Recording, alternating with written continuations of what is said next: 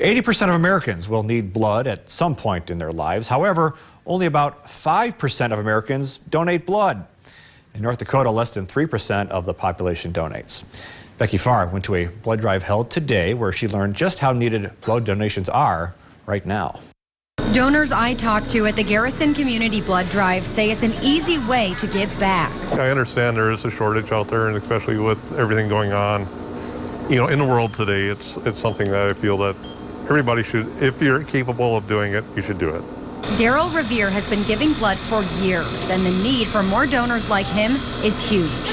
Right now, Vitalant is at a critically low level of all blood types. There is less than 4 days worth of blood supply on their shelves. Type O is even more scarce. At times, there is less than 2 days worth. It's scary thinking that, if something happened to me or one of my family members, that there wouldn't be the needed blood there. So it just kind of reinforces the decision to come out and donate when you can.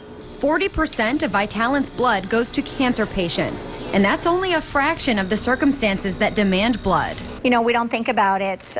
We don't think about the people that actually use the blood that we need. With blood donations at a critical low, donations and blood drives like this one make the world of a difference.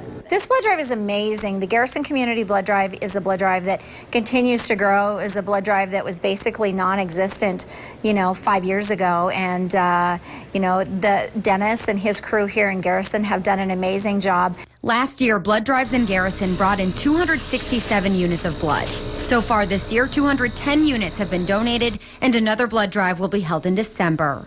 To make up for the current shortage, Vitalant needs about 1,000 donations a day.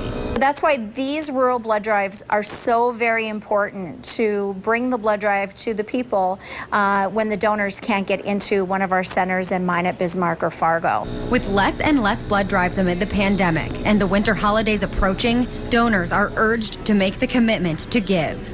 A whole blood donation only takes about 1 hour of your time.